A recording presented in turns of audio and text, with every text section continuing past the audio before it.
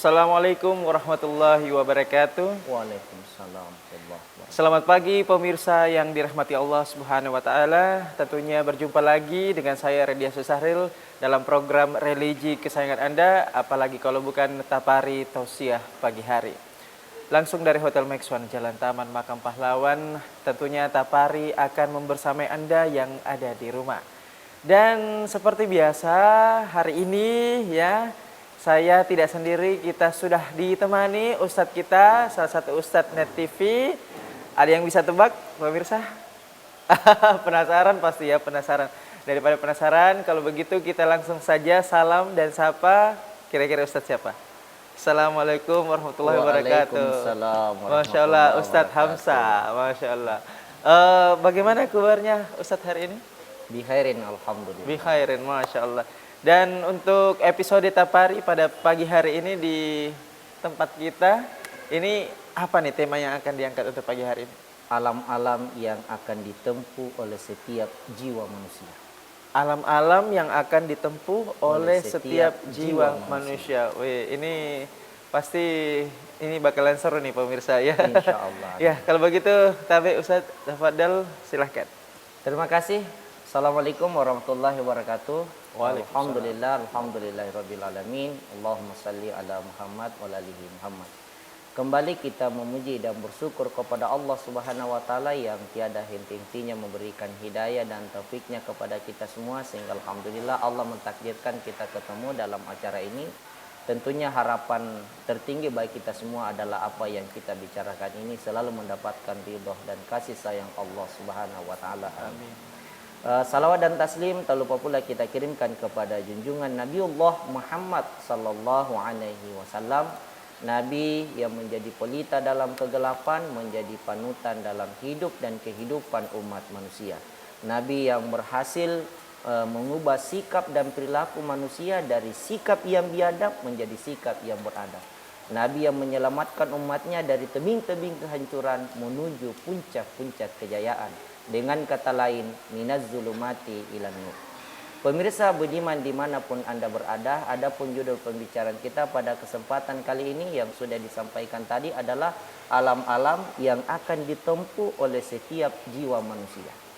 Di dalam Al-Quran dan Al-Hadis dikemukakan dengan jelas dan tegas bahwa alam-alam yang akan ditempuh oleh setiap jiwa manusia itu ada 4. Yang pertama adalah alam kandungan, yaitu di waktu kita masih berada dalam kandungan ibu kita.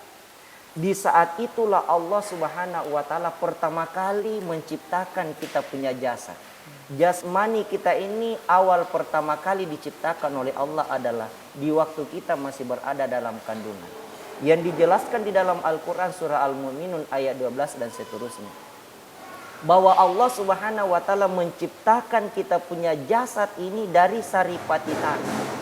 Lalu kemudian menjadi setetes air mani, lalu kemudian menjadi segumpal darah, lalu kemudian menjadi segumpal daging, lalu segumpal daging ini dijadikan dengan tulang belulang yang kembali dibungkus dengan daging.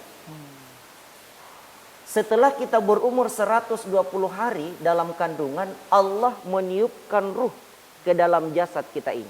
Tsumma sawwahu wa nafaha fihi min ruhihi. Lalu kemudian Allah meniupkan ruh ke dalam tubuh bayi ini, yang menjadikan bayi ini dari sesuatu yang tidak hidup menjadi hidup. Wa kuntum amwatan fa ahyakum. Kamu dulunya pernah menjadi sesuatu yang tidak hidup, tapi setelah diberikan ruh, summa sawwahu wa nafaha fihi min ruhihi fa ahyakum. Langsung tiba-tiba menjadi sesuatu yang hidup. Lalu kemudian setelah kita berumur 9 bulan dalam kandungan, maka Allah Subhanahu wa taala mengeluarkan kita, memindahkan kita dari alam kandungan menuju alam dunia yang disebut dengan alam kedua. Proses perpindahan dari alam pertama menuju alam kedua disebut dengan proses kelahiran.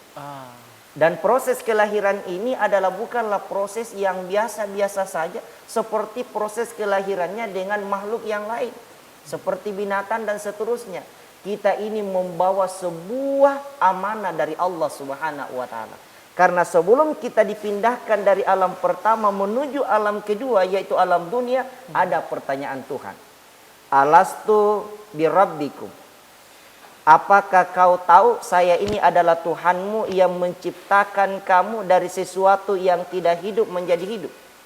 Ketika si bayi itu menjawab, qalu bala. Betul ya Tuhan, engkau yang menciptakan saya.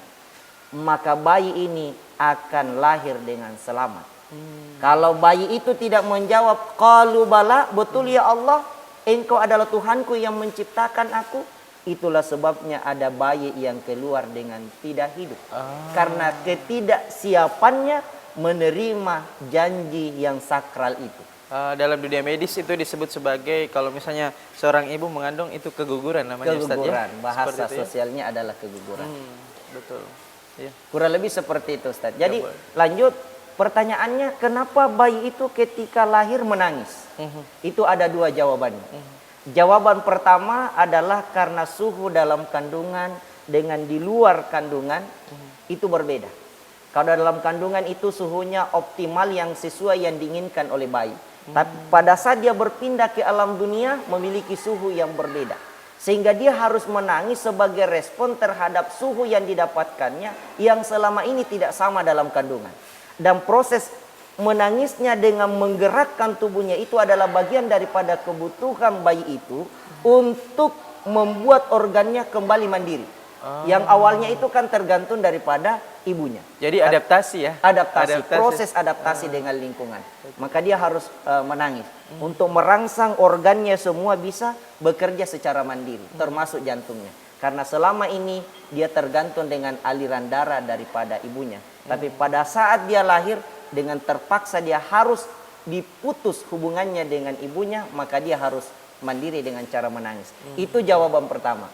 Jawaban kedua pemirsa Budiman dimanapun Anda berada adalah adanya janji yang dibawanya, yang merupakan sebuah kekhawatiran bagi si bayi. Jangan sampai janjinya kepada Tuhan tidak bisa direalisasikan setelah dia hidup di permukaan bumi ini. Oh, jadi ada perjanjian, Ustaz, ada ya, perjanjian antara si bayi dengan Tuhan, pencipta, dengan Allah pencipta. Subhanahu wa taala, Masya Iya. Allah. Jadi kalimat alastu birabbikum, apa kau tahu bahwasanya adalah Tuhanmu, itu adalah kalimat sederhana yang di dalamnya ada makna semiotik. Ada makna semiotik bahwa setelah Anda pindah dari alam kandungan menuju alam dunia, ada 3 amanah yang Anda harus jalankan. Pertama, Anda harus menjadi khalifah. Yang kedua, Anda harus menjadi hamba untuk mengabdi kepadaku. Dan yang ketiga, Anda harus menjadi manusia yang memiliki akhlak yang baik. Jadi ada 3. Ya, kita tahan dulu, Ustaz, Oke. ya. Ini semakin menarik pemirsa yang ada di rumah. Kita akan kembali usai jeda berikut ini. Tetaplah bersama kami dalam program Tapari Tausiah pagi hari.